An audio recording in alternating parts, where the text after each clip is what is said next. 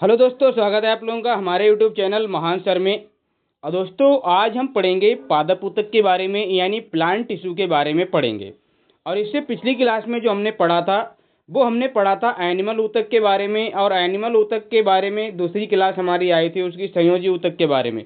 जो एनिमल ऊतक का ही एक पार्ट था वो मैंने 2 क्लासों में कवर करा दिया है। आज हम पढ़ेंगे पादप ऊतक के बारे में। और इससे पहले मैं आपको बता देता हूँ, हमारी और भी क्लासें चल रही हैं, कंटिन्यू मतलब कंप्लीट हो चुकी हैं, चल नहीं रही हैं। जैसे कि इतिहास की क्लासें आपकी कंप्लीट हैं, और उसके बाद मैं बोलूँ तो इतिहास की मैराथन क्लासें भी हमारी कंप्लीट हैं। और सारी मैराथन है, जैसे कि आपकी मैं आपको दिखाई देता हूँ।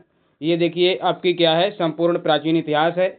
और ये आपका संपूर्ण मध्यकालीन इतिहास है। और ये आपकी क्या है, संपूर्ण आधुनिक इतिहास की मैराथन है, 2 पार्ट में है। इसी तरह हमारी भूगोल की भी मैराथन क्लास कंप्लीट है।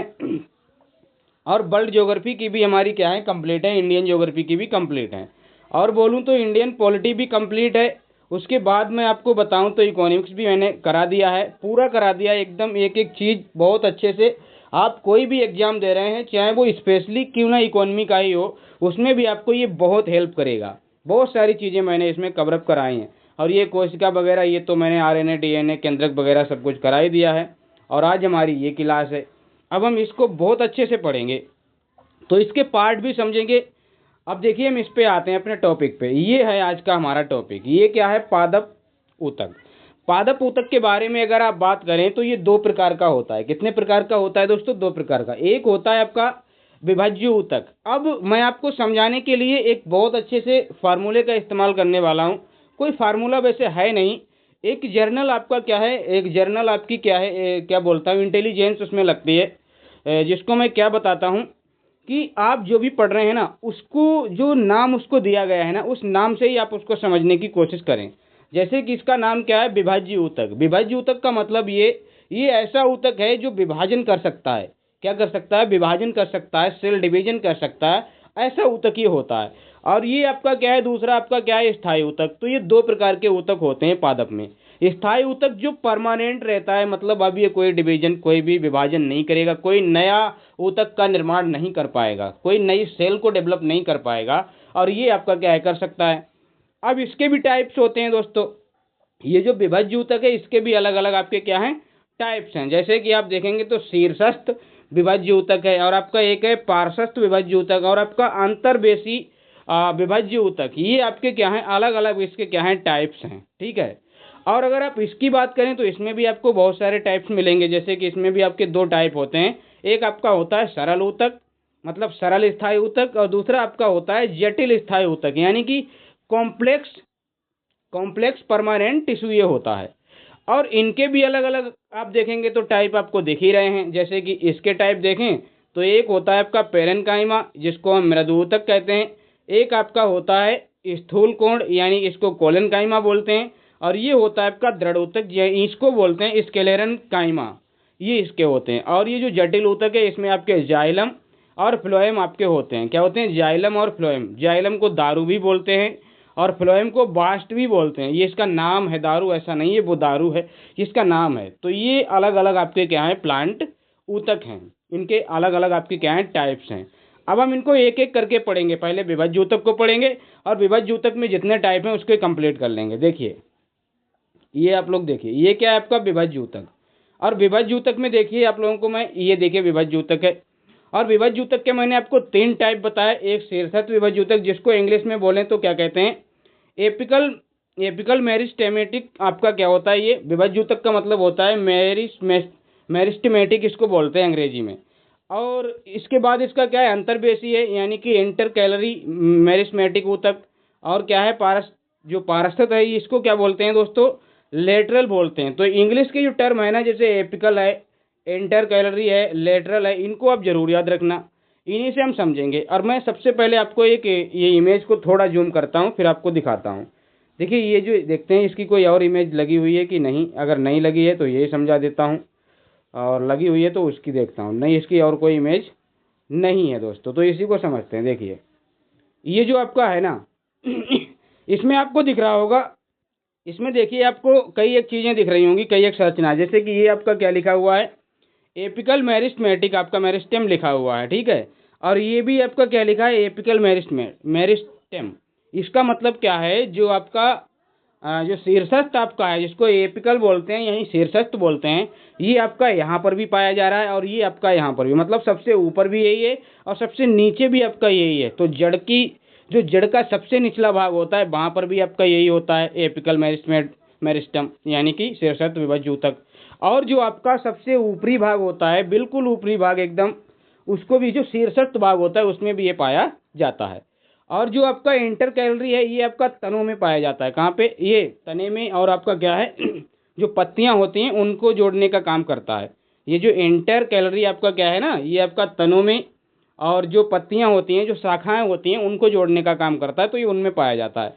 और ये आपका लेटरल मेरिस्टेम है, लेटरल मेरिस्टेम ये आपका तने में होता है। ये देखिए तना क्या होता है, ये जो शाखा है ना, ये आपकी तना है, मतलब ये जो मेन ब्रांच है ये आपकी क्या है, तना है। मेन जो आपकी क्या है ढांचा, ये तना कहलाता है। और बाकी ये जो ऐसे ऐसे दिख रही हैं, ये आपकी शाखाएं कहलाती हैं, ये शाखाएं ऐसी कहलाती हैं। तो ये मैं आपको समझाता हूँ। अब देखिए यहाँ से हम पढ़ना स्टार्ट करते हैं एक एक उसके टाइप्स को। देखिए सबसे पहले तो आप विभाज्य ऊतक को ही समझिए। देखिए विभाज्य ऊतक क्या होता है, ये एक जीवित ऊतक है। कैसा है ये एक जीवित ऊतक है और ये अवयस्क अवयस्क कोशिकाओं में पाया जाता है। कैसी, अवयस्क। अवयस्क जानते हैं ना, जो अभी तक आपकी क्या है, वयस्क नहीं हुई है, उनमें ये पाया जाता है। माइनर सेल्स में ये पाया जाता है, ठीक है, उनमें आपका ये होता है, ये उनका ये बना होता है, ऐसे समझ लीजिए। ये माइनर सेल्स का आपका क्या है, बना होता है, ठीक है।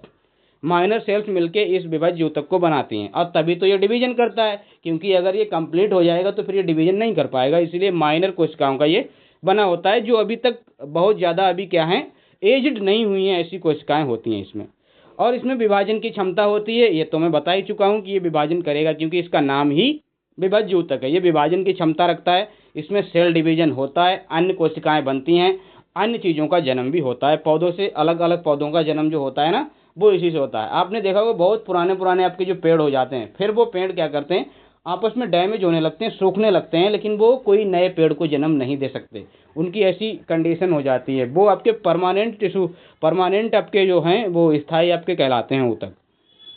तो और इसकी जो कोशिका भित्ति होती है ना, ये तो मैं पहले ही बता चुका हूँ, प्लांट में जो कोशिका भित्ति होती है ना, वो सेल्यूलोज की बनी होती है। लेकिन यहाँ पे बताने का मतलब ये है कि एक बार फिर से रिकॉल हो जाएगा कि पादप की जो कोशिका भित्ति होती है ना, वो सेल्यूलोज की बनी होती है। और ये अवयस्क कोशिकाओं का मैंने बता ही दिया। और कैसी कोशिकाएं होती हैं, छोटी अंडाकार या बहुभुजी होती हैं। बहुभुजी मतलब आपने एक संरचना देखी होगी, मैं अभी आपको दिखाता हूँ बहुभुजी संरचना क्या होती है। देखिए मैं इसमें लाया भी हूँ, ये देखिए इस तरह की आपकी क्या है, ये देखिए अंडाकार संरचना है, ये भी अंडाकार। और ये आपको एक तरीके से क्या दिख रहा है, बहुभुजी आपकी संरचना दिख रही है ना। हाँ सर दिख तो रही है। तो इस तरह की आपकी क्या है, ऐसी ही कोशिकाएं इसमें होती हैं, ठीक है। अब क्या बताता हूँ, और ये जो संरचना है ना, अंडाकार बहुभुजी, ये आपको हर, चाहे वो परमानेंट टिश्यू हो चाहे आपका विभाज्य ऊतक टिश्यू हो, सब में आपको एक जैसी दिखेंगी ये, ठीक है। बस उनका काम अलग अलग हो जाता है, क्योंकि वही जो नया पेड़ होता है वही आगे चल के क्या होता है, पुराना होता है। तो कोशिकाएं तो वही रहती हैं, बस वो सेल डिवीजन करना बंद कर देती हैं। अब इसके जो टाइप्स मैंने बताए थे, वो टाइप्स आपके क्या थे, शीर्षस्थ, तो आपके एक था शीर्षस्थ विभाज्य ऊतक यानी एपिकल मेरिस्टेमेटिक टिश्यू आपका था। और ये क्या होता है, एपिकल मेरिस्टेमेटिक टिश्यू। देखिए इसमें क्या है, ये पौधे के शीर्ष भाग में आपका क्या है, पाया जाता है। ये देखिए पौधे का जो शीर्ष भाग है यहाँ पे आपका पाया जाता है, मेनली आपका यहीं पे पाया जाएगा, मेनली आपका यहीं पे आएगा। लेकिन ये यहाँ पे जड़ के भी बिल्कुल जो लेटेस्ट पार्ट होता है जड़ का, वहाँ पर भी ये होता है, ठीक है। और ये क्या करता है, ये तने एवं जड़ के, देखिए क्या लिखा है, तना और जड़ जो होता है उसके शीर्ष भाग में होता है। ये तना कौन सा होता है, ये जो आपका है, ये तना ही तो है, ये तना है, और इसके शीर्ष भाग में आपका ये पाया जा रहा है। पहले तो मैं पेन को रेड कर लेता हूँ। तो ये तना और उसके शीर्ष भाग में पाया जाता है जड़ के। तो ये दोनों ही बातें आपको लिखी हुई हैं। देखिए ये तना पर भी है, जड़ शीर्ष भाग में, और ये जड़ के भी आपके क्या है, एकदम शीर्ष भाग में, बिल्कुल जड़ का जो निचला भाग है वो। हाँ, और इसमें क्या है, कोशिकाएं विभाजित होती हैं। कोशिकाएं क्या होती हैं, विभाजित होती हैं। सेल का डिवीजन होता है, और सेल डिवीजन होता है तो क्या होता है, पेड़ की लंबाई बढ़ती है, पौधे की लंबाई बढ़ती है, वृद्धि होती है पौधे में। और जो पौधे में वृद्धि होती है, वृद्धि होते होते होते होते एक ऐसा स्टेज आता है कि वो वृद्धि होके आपका एक ऊतक का निर्माण हो जाता है, विभेदित स्थायी ऊतक, यानी कि एक परमानेंट टिश्यू में ये बदल जाता है, परमानेंट ऊतक में बदल जाता है।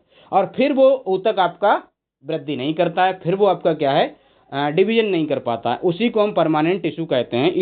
ये जो परमानेंट अभी मैंने आपको बताए थे ना, एक बार फिर से दिखा देता हूँ। ये जो आपका है ना स्थायी ऊतक है ना, ये स्थायी ऊतक इन्हीं की क्रियाओं से बनता है, इनसे जो क्रियाएं होती हैं ना, इन्हीं से ये बनता है ये वाला ऊतक। और ये कब बनता है? जब ये क्रियाएं अपनी पूर्ण कर लेते हैं, और जब फिर ये इनमें क्षमता नहीं रह जाती क्रियाएं पूर्ण करने की, तब उसका नाम ये वाला पड़ जाता है। बस होता वही चीज है, ठीक है। अब अंतर्वेशीय ऊतक को आप समझिए। ये जो अंतर्वेशीय ऊतक है, अंतर्वेशीय विभाज्य ऊतक है, इसको समझिए। ये तने से शाखा को जोड़ने का काम करता है, ये इंटरनोड की तरह काम करता है। इंटरनोड का मतलब ये होता है एक पॉइंट को दूसरे पॉइंट से जोड़ना। नोड का मतलब होता है किसी को जोड़ना, इंटरनोड मतलब उनको आपस में जोड़ देना, एक तरीके से ऐसा होता है। तो ये तने को शाखा से जोड़ने का काम करता है। क्या करता है? तने को शाखा से जोड़ने का कार्य करता है। और आपको मैं दिखाई देता हूँ, थोड़ा सा जूम करके इसको जूम कर देता हूँ, आपको दिखाता हूँ। जैसे कि ये आपका क्या है? तना है। ये आपका क्या है? पूरा का पूरा तना है। और इसमें जो शाखाएं, ये पत्तियां जो निकली हैं, ये आपकी क्या है? शाखाएं हैं। अब इसमें आपको एक जॉइंट दिख रहा होगा, ये आपका इंटरकलरली है ना, यही आपका क्या है? इंटरनोड के, वही आपका क्या है? अंतर्वेशीय है। तो ये आपको यहाँ पे जो जोड़ लग रहा है ना, पत्तियां, पेड़ आप देखना, पेड़ से पत्ती आप छुटा लेते हैं ना, तो कहीं ना कहीं वो जोड़ तो होता ही है ना। तो आप बहुत कभी खेतों में गए होंगे, सरसों के खेत वगैरह वगैरह, तो आप पत्तियां तोड़ ली होंगी, तो ये वहीं से एकदम उछल सा जाता है, तो आपने देखा। तो ये वहाँ पे क्या होता है? एक जोड़ होता है। और वो जोड़ क्या होता है ना? इंटर कैलोरी जोड़ होता है, यानी अंतर्वेशीय विभाज्य ऊतक वहाँ पे ये जोड़ को काम मतलब करता है। अब देखिए यहाँ पे ये तने को उससे जोड़ने का काम करता है, और स्थायी ऊतक के बीच स्थित होता है। ये कहाँ पे स्थित होता है?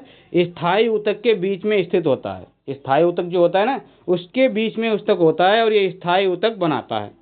क्या है? ये स्थायी ऊतक बनाता है। तो ये आप याद रखना, ठीक है। अब मैं आपको बताता हूँ क्या बताता हूँ। अब अगला जो हमारा है ना, वो क्या है? आपका पार्श्व पार्श्व विभाज्य ऊतक। ये लेटरल है। लेटरल बोले तो सबसे बाद का, सबसे निचला आपका क्या है? ये पौधों के पार्श्व भाग में स्थित होता है। जो पौधे होते हैं ना, उनके पार्श्व बोले तो सबसे नीचे भाग में, सबसे आपका क्या है? जैसे पौधा सबसे ऊपर क्या होता है? सबसे ऊपर आपका क्या होता है? ऊपर होता है। उसके बाद में बीच वाला पौधा होता है, फिर सबसे निचला जो पौधा होता है ना वो, जैसे कि ये वाला आपका क्या? सबसे ऊपर, ये आपका मिडिल हो गया। और उसके बाद में आपका, जैसे मैं आपको एक मिनट, ये आपका क्या है? सबसे ऊपर हो गया सर, हाँ हो गया है। ये आपका एपिकल हो गया। और ये बीच वाला आपका क्या हो गया? ये आपका इंटरकैलोरी हो गया। उसके बाद आपका ये हो गया, और उसके सबसे नीचे आपकी क्या है? जड़ें होती हैं, ठीक है। ये क्या होती हैं? जड़ें होती हैं। तो जड़ों में नहीं पाया जाता है, ये आपका कहाँ पे पाया जाता है? जो सबसे निचला भाग होता है। जैसे मिट्टी के ऊपर जो तने का भाग होता है, मिट्टी के ऊपर, आप जड़ में मत चले जाना, जड़ की बात कर रहे हैं, मिट्टी के ऊपर। जैसे जड़ें आपकी क्या हैं? ये हैं। तो ये यहाँ पे नहीं पाया जाएगा आपका पार्श्व विभाज्य ऊतक। ये देखिए, ये मिट्टी के ऊपर वाला जो भाग है, इसमें आपका क्या है? ये पाया जाता है। और ये काफी एक तरीके से स्ट्रक्चर, अच्छा स्ट्रक्चर्ड होता है, मोटा होता है, और मजबूती ये आपको देता है, ठीक है। और अब बढ़ते हैं हम अगले टाइप की तरफ। अगले टाइप की तरफ हम बढ़ते हैं, तो इसमें देखिए, इसमें आपका क्या है? ये आपका क्या है? स्थायी ऊतक है। और ये जो स्थायी ऊतक है, परमानेंट टिश्यू है, इसके बारे में पढ़ते हैं। तो ये जो परमानेंट टिश्यू है ना, ये विभाज्य ऊतक, जो विभाज्य ऊतक होता है ना, जो विभाज्य ऊतक होता है ना, उसी से ये क्या है? निर्माण होता है। ये जो विभाज्य ऊतक होता है, उसी के वृद्धि के फलस्वरूप, जो अभी हमने पढ़ा है, वही जब वृद्धि करता है, फिर वो स्थायी ऊतक बन जाता है। स्थायी ऊतक बनता है, और उसमें क्या रह जाती है? विभाजन की क्षमता नहीं होती है, जब ये स्थायी ऊतक बन जाता है तब। क्योंकि जब स्थायी का मतलब ये, अब वो कोई भी डिवीजन, कोई भी कार्य नहीं करेगा, जैसा है वैसा ही रहेगा। और कोशिका का आकार तथा रूप इसमें क्या हो जाता है? निश्चित हो जाता है। जैसी कोशिका है वैसी ही रहेगी, कुछ ना डिवीजन होगा, ना आकार बढ़ेगा, ना आकार बदलेगा, कुछ भी नहीं होगा उसमें। अब इसमें भी मैंने आपको दो टाइप बताए थे। तो पहला टाइप आपका क्या है? इसका सरल स्थायी ऊतक है, यानी कि सिंपल परमानेंट टिश्यू है। और इसके भी आपके क्या होते हैं? तीन आपके प्रकार होते हैं, मैंने आपको बताया था। और ये जो है ना सरल स्थायी ऊतक, ये क्यों कहलाते हैं सरल? क्योंकि ये समरूप कोशिकाओं से बने होते हैं, एक जैसी कोशिकाओं से बने होते हैं। मतलब सारी, जैसे एक ऊतक है तो उसमें सारी जो कोशिकाएं हैं वो एक जैसी होंगी, एक जैसी कार्य, एक जैसी संरचना, एक जैसे सब कुछ उसमें होगा। तो ये आपका कहलाएगा सरल ऊतक। और इसमें आपके तीन टाइप्स होते हैं, मैंने आपको बता ही दिया है। अब देखिए ये तीन टाइप कौन कौन से हैं, ये आप लोग समझ लीजिए। जैसे कि एक आपका होता है पेरेन्काइमा, इसके कोलेनकाइमा, और आपका इसके लेरेन्काइमा। क्या है? स्क्लेरेन्काइमा आपका होता है। इनके हिंदी नाम भी लिखे हुए हैं, मृद ऊतक, स्थूल कोण, और आपके दृढ़ ऊतक, ये आपके हिंदी नाम भी लिखे हुए हैं। और ये जो आपका पेरेन्काइमा है ना, ये जीवित ऊतक है। कैसा? ये लिविंग ऊतक होता है। और मैं बोलूँ तो कोलन काइमा भी आपका क्या होता है? लिविंग ऊतक ही होता है। और अगर बोलूँ ये आपका जो है ना स्क्लेरन काइमा, ये आपका क्या होता है? ये आपका मृत ऊतक होता है। मृत ऊतक होता है, डेड आपका टिश्यू होता है। ठीक है, अब एक एक को समझ लेते हैं। देखिए, ये जो होता है पेरेन्काइमा, ये पौधे के कोमल भाग में आपका पाया जाता है। जो पौधे का जो एक तरीके से सॉफ्ट भाग होता है ना, और सॉफ्ट भाग क्या होता है ना, वो एक जैसी कोशिकाओं से ही बना होता है। तो ये उसमें आपका पाया जाता है। जैसे फल होता है बहुत ही सॉफ्ट आपका होता है, तना जो होता है सॉफ्ट होता है, पत्तियां आपकी क्या होती हैं? सॉफ्ट होती हैं। तो ये उनमें आपका क्या है? पाया जाता है। और मैं अगर आपसे बात करूं, तो इसको थोड़ा जूम करके बात करता हूं। और ये जो आपका इसमें क्या है ना, अंतराकोशीय स्थान पाया जाता है। अंतराकोशीय स्थान इसमें क्या है? पाया जाता है। ये अंतराकोशीय स्थान क्या होता है सर? इसको जरा आप हमें बता दीजिए। अंतराकोशीय स्थान होता क्या है? इंटर सेल्यूलर स्पेस क्या होता है? मैं आपको अभी बताता हूँ, थोड़ा ले चलता हूँ आपको पीछे। ये देखिए, इसमें आप लोग देखिए, जैसे ये आपकी क्या है? कोशिकाएं हैं। ये आपकी क्या है? ये इसी का आपका डायग्राम है। देखिए, ये क्या है? पेरेन्काइमा लिखा है। ये इसी का आपका क्या है? डायग्राम है। इसमें देखिए, ये आपकी सेल है। हाँ सर, ये सेल नहीं, ऊतक है। ठीक है, इसमें ये अलग अलग आपकी क्या है? कोशिकाएं हैं। हाँ सर, कोशिकाएं हैं। इसमें आपकी रसधानियां भी होती हैं। इसमें जो कोशिका द्रव्य भी होता है, केंद्रक भी होता है, सारी चीजें इसमें होती हैं। कोशिका भित्ति भी होती है। देखिए, सारी चीजें आपको यहाँ पे लिखी हुई हैं। इसमें जो अंतर कोशीय स्थान है वो आप समझिए। जैसे कि ये कोशिका है, एक ये कोशिका है, एक ये कोशिका है, ये अलग अलग कोशिकाएं। तो आपको ये एक चीज इसमें दिख रही होगी। पहले मैं थोड़ा पेन दूसरा ले लेता हूं ताकि आपको बता सकूं। तो इसमें आपको एक चीज दिख रही होगी, जैसे कि ये कोशिका है और ये कोशिका है। तो ये जो बनी हुई है, इनके बीच में ये आपका स्पेस है, ये आपका स्पेस है, ये आपका स्पेस है, ये आपका स्पेस है। तो यही स्पेस आपका क्या कहलाता है? अंतर कोशिका, मतलब अंतरा कोशिका वो स्पेस कहलाता है। बस ये आपको समझना था। अब देखिए, यहाँ पे आइए फिर से। और ये क्या करते हैं? भोजन का संचयन करते हैं, फूड स्टोरेज करते हैं, फूड को एक तरीके से सेव करके रखते हैं अपने लिए। और ये स्टार्च के रूप में आपका क्या है? फॉर्म करते हैं। स्टार्च के रूप में ये भोजन को क्या करते हैं? बना के रखते हैं। और ये भोजन कैसे बनता है? प्रकाश संश्लेषण के द्वारा बनता है। ये प्रकाश संश्लेषण की क्रिया से भोजन बनता है। ठीक है, और ये जलीय पौधों में इसे एरनकाइमा कहते हैं। जो जलीय पौधे होते हैं ना, जो आपके आपने देखे होंगे जल में भी कुछ पौधे होते हैं ना, तो वो भी आपके प्लांट ही होते हैं। और वो जो पौधे होते हैं उनको हम पेरेन्काइमा ना कह के आप क्या कहते हैं? उनको एरनकाइमा कहते हैं। बस पी हटा देते हैं, और पी हटाने के बाद आपका वो एरनकाइमा रह जाता है। ऐसे समझिए, पेरेन्काइमा जल में गए तो पी हटा दिया, एरनकाइमा हो गया। ठीक है, ये आपका होता है। अब ये देखिए आपका दूसरा वाला, ये वाला आपको देखिए, ये आपको दिखाते हैं। थोड़ा इधर बढ़ा लेते हैं ताकि आपको यही दिखे बस। अब देखिए, ये वाला क्या है? कोलन काइमा। अब ये जो कोलन काइमा है, इसको आप लोग समझिए। कोलन काइमा ये भी आपका जीवित ऊतक है सर। हाँ है, तो है। अब इसमें जो कोशिकाएं होती हैं वो मैंने आपको पहले ही बता दिया, अंडाकार, बहुभुजी और रसधानी युक्त होती हैं। मतलब इसमें रसधानियां भी होती हैं। इनके सेल जो होते हैं ना, उनमें रस पाया जाता है। रस की कुछ धानियां होती हैं जो सेल में रस का निर्माण करती हैं, रसधानियां होती हैं। तो ये आपको पता होना चाहिए। ये जीवित ऊतक है, ये भी आपका। और इसमें जो एक चीज होता है, सेल्यूलोज भी होता है और होमोसेल्यूलोज भी होता है। क्या है? सेल्यूलोज प्लस होमोसेल्यूलोज इसमें होता है। और कोशिका भित्ति तो इसकी भी सेल्यूलोज की बनी होती है, पूरे प्लांट की कोई सेल्यूलोज की होती है। इसमें लचीलापन होता है, क्योंकि ये सरल स्थायी ऊतक हैं तो लचीलापन तो हो गई होगा, सॉफ्ट होंगे ही होंगे, लचीलापन हो गई होगा। और ये पौधों को यांत्रिक सहारा देता है, यांत्रिक एनर्जी देता है, यांत्रिक पावर देता है। ऐसे आप समझ लीजिए, मैकेनिकल एक तरीके की स्ट्रेंथ देता है। और इसका जो मैं आपको बताता हूँ, ये जब भोजन का निर्माण करता है तो क्लोरोप्लास्ट एक इसमें होता है। क्लोरोप्लास्ट के द्वारा, जिसको हम क्लोरोफिल भी पढ़ते हैं ना, क्लोरोफिल, ये ऐसी चीजें हमने भोजन निर्माण के टाइम पे पढ़ी थी। तो ये उसके द्वारा आपका क्या है? भोजन निर्माण करता है। कहीं कहीं पे क्लोरोप्लास्ट भी लिख के आता है, तो ये भी आप याद रखना। क्लोरोफिल जो हरी पत्तियों का कारण भी बनता है, उसी के कारण आपका भोजन निर्माण भी होता है। सूर्य की ऊर्जा, ऑक्सीजन और ये कार्बन डाइऑक्साइड वगैरह, इन सब का एक रिएक्शन होता है, तब जाके भोजन निर्माण होता है। ग्लूकोज वगैरह सारी चीज़ें बनती हैं, मैंने पीछे क्लास में बताया भी है। और क्या बताता हूँ, स्क्लेरन काइमा। स्क्लेरन काइमा में क्या होता है? ये आपका मृतोतक है। इसमें क्या है? कोशिका लंबी तथा नुकीली होती है। क्यों होती है लंबी तथा नुकीली? क्यों होती है? क्योंकि ये फिर डिवीजन नहीं करती है और ये सूख सी जाती है, सूख जाती है तो नुकीली हो जाती है और लंबी सी दिखने लगती है। और ये भी पौधों को यांत्रिक सहारा देती है, ठीक है। और ये आंतरिक अंगों की सुरक्षा भी करती है। क्या करती है? आंतरिक अंगों की सुरक्षा भी करती है। ये आपकी क्या है, क्या बोलता हूँ, ये यहाँ पे मैं आपको एक चीज़ बता दूँ, ये जो आपका स्क्लेरन कायमा है, ये डेड ऊतक तो है, ये डेड क्यों हो जाता है?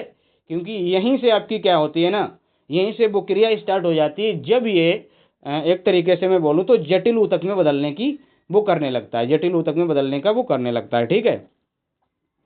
अब ये आपका क्या है, पहली बात तो ये जटिल यहाँ से होता नहीं है, ये जटिल की एक तरीके की प्रक्रिया यहाँ से स्टार्ट हो जाती है। ये कोशिका को मजबूती देता है, क्या करता है, कोशिका को मजबूती देता है। ये कहाँ पे पाया जाता है, ये पाया कहाँ जाए, पहले तो इसको देखिए, ये कोशिका को क्या देता है, मजबूती देता है। इसका उपयोग क्या है, जैसे ब्रश जो बनते हैं ना वो इसी के बनते हैं, रस्सियाँ है ना जो इसी ऊतक की बनाई जाती हैं, जो रस्सियाँ हैं, चारपाई है, तो ये इसी ऊतक की आपकी क्या है, ये बनती हैं, ठीक है। और ये क्या होता है, डेड ऊतक होता है, क्योंकि रस्सी बनाओगे क्या वो जीवित ऊतक होता है, नहीं बनता है ना। चारपाई भी उसी की बनती है। और नारियल की जो भूसी, इससे एक बहुत अच्छा क्वेश्चन बनता है कि नारियल की भूसी जिसमें पाई जाती है, जिस प्लांट ऊतक में पाई जाती है, उस प्लांट ऊतक को क्या कहते हैं, कौन सा ऊतक कहलाता है? तो वो स्क्लेरन कायमा कहलाता है, स्क्लेरन कायमा कहलाता है। तो ये नारियल की भूसी वाला आप जरूर याद रखना, नारियल की भूसी किस प्लांट ऊतक में पाई जाती है। तो प्लांट ऊतक कौन सा होता है, वो स्क्लेरन प्लांट ऊतक होता है, स्क्लेरन कायमा आपका होता है, ठीक है। और वो डेड ऊतक होता है, तो ये आप याद रखना। अब मैं आपको इनकी इमेजेस दिखा देता हूँ। ये देखिए आप लोग, इनकी इमेजेस आप लोग देख लीजिए। ये आपके क्या है, ये मैंने आपको बता ही दिया अभी, पेलन कायमा। ये आपका कोलेरन कायमा, इसमें भी देखिए रसधानियाँ इसमें होती हैं, सारी चीज़ें वही होती हैं, कोशिका केंद्रक, कोशिका द्रव्य सब कुछ वही है, बस ये देखिए स्ट्रक्चर। और ये आपका क्या है, ये आपका ये देखिए, ये नुकीला हो गया है, ये नुकीला आपका हो गया है, ठीक है। और ये नुकीला आपका हो जाता है, तो ये आपका इसका स्ट्रक्चर मैंने आपको दिखा दिया है, ठीक है। ये बाकी देखिए सब वही सेल इकट्ठा करके वही ऊतक बन जाता है। ये इनका नुकीला है, बस ये इनके मैंने स्ट्रक्चर लगा दिए, जो मैंने जहाँ से पढ़े गूगल से, वहाँ पे मैंने आपको ये देखे थे, तो मैंने ये लगा दिए हैं। अब यहाँ पे आइए जटिल स्थायी ऊतक की तरफ। ये जो जटिल स्थायी ऊतक है, इसको आप समझने की कोशिश कीजिए, यहाँ से क्वेश्चन भी बनता है। जो जटिल स्थायी ऊतक होता है ना, ये दो या दो से अधिक प्रकार की कोशिकाओं से बना होता है। सर ये तो हमको पता है, जो ऊतक होता है ना वो दो से अधिक कोशिकाओं का ही बना होता है। एक कोशिका होगी तो वो ऊतक कहाँ कहलाएगा, वो तो कोशिका ही कहलाएगी। ये तो पहले से ही हमको पता है कि कोशिकाओं का समूह ही ऊतक होता है। फिर आप ये क्यों कह रहे हो कि दो या दो से अधिक प्रकार की कोशिकाओं से बना होता है? आप समझने की कोशिश कीजिए। यहाँ पे मैंने प्रकार की बोला है, दो या दो से अधिक प्रकार की, मतलब एक जैसी नहीं हो सकती, या तो वो दो अलग अलग टाइप की कोशिकाएं होंगी या अधिक कोशिकाएं होंगी और अधिक प्रकार की होंगी, और उनको मिला के जो ऊतक बनता है ना वो आपका बनता है जटिल स्थायी ऊतक। क्योंकि एक जैसी कोशिकाएं होंगी तो वो सरल स्थायी ऊतक कहलाएगा, अगर अलग अलग प्रकार की कोशिकाएं होंगी तो वो आपकी क्या कहलाएगा, तो वो आपका जटिल ऊतक कहलाएगा। इसमें जल, खनिज, लवण और भोज्य पदार्थ जो होते हैं ना, ये पौधे के शरीर को विभिन्न भागों में पहुंचाते हैं। ये जैसे जल है, खनिज लवण है, भोज्य पदार्थ है, तो ये पौधों को जरूरत होता है, जल भी जरूरत होता है, खनिज लवणों की भी जरूरत होती है, और भोज्य पदार्थों की भी जरूरत होती है पौधों को भी। तो ये अलग अलग कोशिका, मतलब पौधे के शरीर के विभिन्न अंगों तक ये पहुंचाते हैं। ये जटिल स्थायी ऊतक का ये काम होता है, पौधे में भोजन, जल, खनिज, इन सब का ट्रांसपोर्टेशन कराते हैं, ऐसे समझिए आप लोग, ठीक है। हाँ सर बिल्कुल। अब इसमें आपके दो टाइप होते हैं, एक आपका फ्लोएम होता है, एक जाइलम होता है, एक आपका फ्लोएम होता है। और मैंने बताया था जो जाइलम होता है उसको हम दारू बोलते हैं, और फ्लोएम होता है उसको हम बास्ट बोलते हैं। अब इसमें देखिए ये दोनों ही आपके बिल्कुल एक जैसे हैं, बिल्कुल एक जैसे हैं, बस थोड़ा सा डिफरेंट है, बस थोड़ा सा डिफरेंट है। मैं देखिए आपको समझाता हूँ। ये जाइलम है, ये आपका फ्लोएम का डाटा लिखा हुआ है। अब देखिए इसमें भी क्या लिखा है, पौधे के मूल यानी कि जड़, तना, पत्तियों सब में ये पाए जाते हैं। सर बिल्कुल सही। ये भी आप देखिए पौधों के मूल यानी जड़, तना, पत्तियों सब में पाए जाते हैं, ठीक है। ये क्या करता है, यहाँ पे देखिए ये जल तथा खनिज, जो जल और खनिज हैं ये क्या करता है, उनका स्थानांतरण करता है। मतलब जो जल है, खनिज है, ये पूरे पौधे में क्या करता है, स्थानांतरित करता है। और आपको पता है जल कहाँ से मिलेगा पौधों को, जल आपको कहाँ से मिलेगा, जल जड़ से प्राप्त होगा, जड़ से। और जड़ से कहाँ जाएगा, पत्तियों में जाएगा, जड़ से ये पत्तियों की तरफ क्या करता है, जल को लेके जाता है, ठीक है। जल है, खनिज लवण है, मिट्टी में होते हैं, मिट्टी से ये क्या है, पौधे के ऊपर भाग तक जहाँ जहाँ तक पानी की जरूरत होती है ये पहुँचाते हैं। मतलब नीचे से क्या लिखा है यहाँ पे, नीचे से ऊपर की तरफ ये क्या है लेके चलते हैं, यानी गुरुत्वाकर्षण के विरुद्ध। ये आपका क्वेश्चन बनता है कि जाइलम जो पौधों में जड़ जल और खनिजों का स्थानांतरण करता है, तो वो गुरुत्वाकर्षण के विरुद्ध करता है, गुरुत्वाकर्षण के और करता है। इस तरह से आपका कुछ इसका वो पूछा जाता है। तो ये गुरुत्वाकर्षण के विरुद्ध अपनी क्या है गति करता है, नीचे से ऊपर की तरफ पानी को लेके जाता है, खनिजों को लेके जाता है। और अगर आप इधर देखेंगे ना फ्लोएम की तरफ, तो इसमें क्या होता है, ये भोजन का स्थानांतरण करता है। और भोजन का स्थानांतरण कैसे होता है, ये पत्तियों से जड़ की तरफ होता है, पत्तियों से जड़ की ओर होता है। समझे आप? नहीं समझे ना, समझ जाएंगे आप। पत्तियों से जड़ की ओर, क्योंकि पत्तियां जो होती है ना वही क्लोरोफिल होता है उनमें, और वही भोजन का निर्माण करती हैं। तो भोजन का निर्माण कहाँ होता है? ऊपर होता है। भोजन का निर्माण ऊपर होता है, ऊपर मतलब किचन है। और ऊपर जब भोजन भोजन बनता है तो वो नीचे तक आता है, नीचे सब में बढ़ता है। जैसे कि ये ऊपर से नीचे की तरफ आता है, यानी गुरुत्वाकर्षण की ओर या गुरुत्वाकर्षण के अनुसार आपका क्या है, ये भोजन निर्माण, भोजन का स्थानांतरण पौधों में होता है। बाकी आप देखेंगे तो सारी चीजें इनमें सेम ही मिलेंगी। इसके भी 4 पार्ट होते हैं और इसके भी 4 पार्ट होते हैं। इसमें वाहिकाएं होती हैं, यानी बेसल्स होती हैं, और इसमें वाहिनिकाएं भी होती हैं, ट्रैकीड भी होती हैं।